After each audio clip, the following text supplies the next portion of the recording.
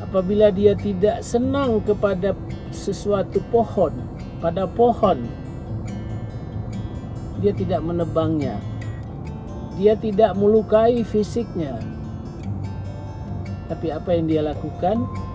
Yang dia lakukan adalah sekampung keluar, lalu dikeluarkan kata-kata kotor, kata-kata hinaan kepada pohon itu. Tidak disentuh pohon itu, tetapi dengan kata-kata hinaan. Tetapi apa yang terjadi? Apa yang terjadi? Assalamualaikum warahmatullahi wabarakatuh. Renungan ba'da zuhur kita pada hari ini adalah tentang menjaga lisan, menjaga perkataan, menjaga mulut. Rasulullah mengatakan dalam sebuah hadis rawahul Bukhari wa Muslim, man kana yu'minu billahi wal yawmil akhir falyakul khairan aw liyasmut.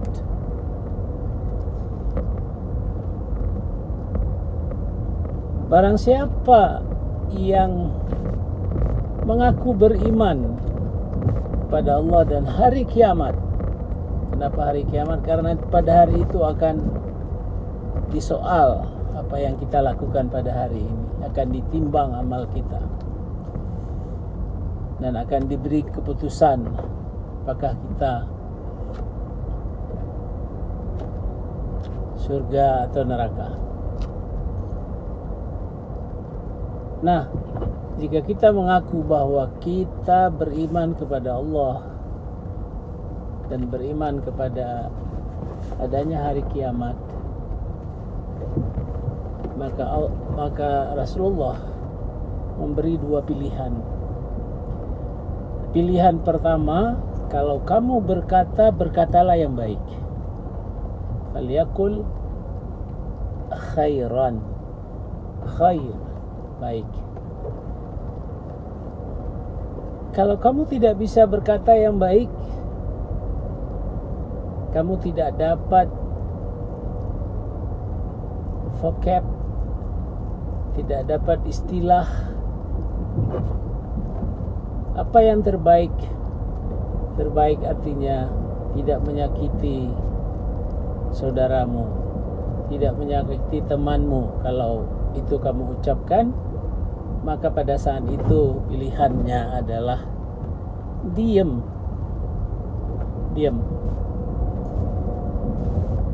Beri waktu untuk mencari sesuatu yang baik untuk nantinya diucapkan.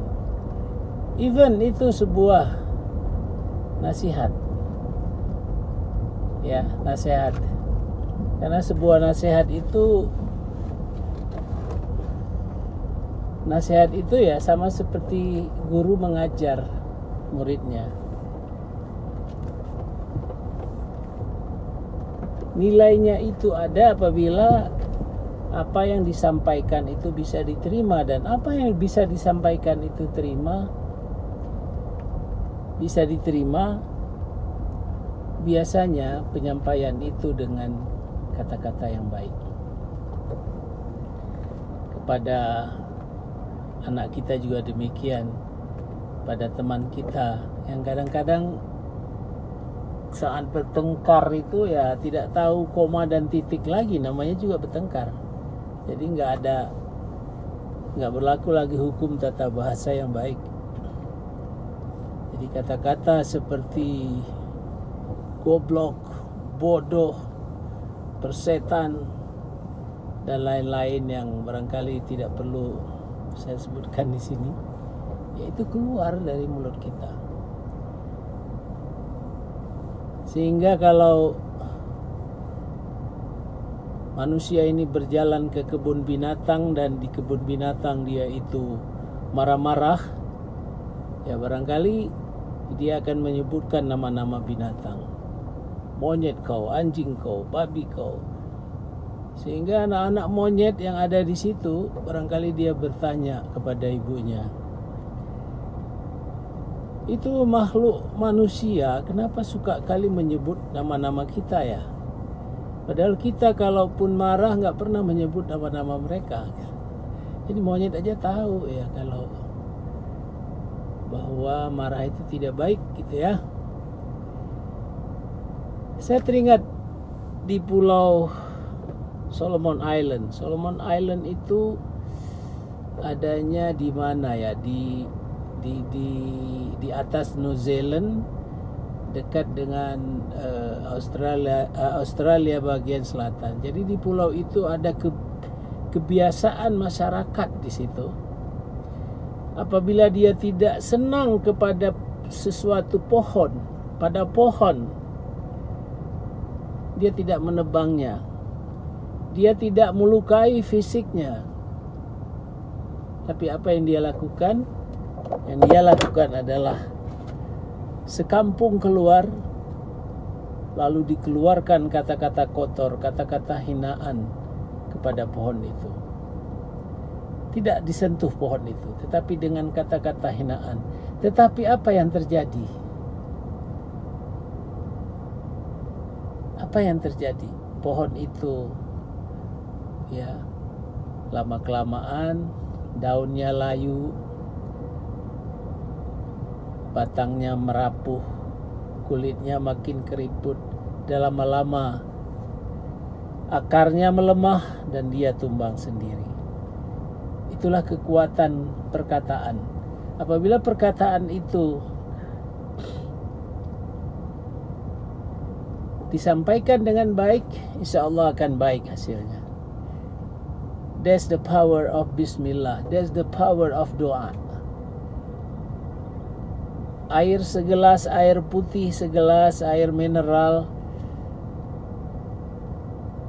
kita minum dengan kita membacakan doa, kita membacakan Bismillah. Ini adalah syukur, rezeki dari Allah. Mudah-mudahan ini akan menguatkan badan kita, dan insya Allah apa yang terjadi, suatu keajaiban. Air itu akan berubah, akan menjadi penawar, akan menjadi obat bagi kita. Anak-anak kita kalau bandel itu biasanya, atau kalau dia memang ada kekurangannya, qadarullah ada kekurangannya, sulit membaca misalnya, sulit dia bisa menghafal. Kalau orang tuanya tidak sabar, kalau orang tuanya tidak melihat sisi lain dari kelebihan si anak, maka orang tua ini akan marah-marah, akan memaki-maki. Itu bukan membuat si anak itu lebih cepat untuk menghafal, tidak, tetapi membuat dia makin frustasi. Harus ada seseorang yang bisa mencari bakatnya, apa yang dia suka, kemudian dari sudut pandang kelemahan dia harus bisa memperbaiki si anak ini. Dan ini banyak terjadi ya. Albert Einstein itu susah membaca, susah menulis, tapi siapa Albert Einstein? Semua kita tahu.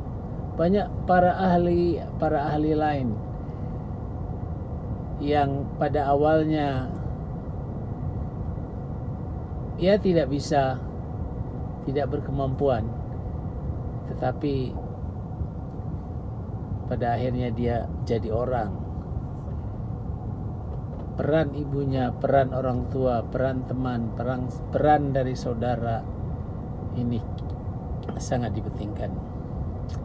Ya, sebagai penutup saya bacakan kembali hadis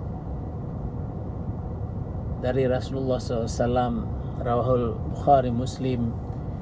Man kana yu'minu billahi wal yawmil akhir falyakul khairan aw liyasmut.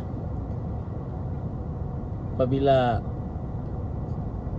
orang siapa yang beriman kepada Allah, beriman kepada hari kiamat, maka katakanlah yang baik atau diam saja. Sekian saja. Demikian. Assalamualaikum warahmatullahi wabarakatuh.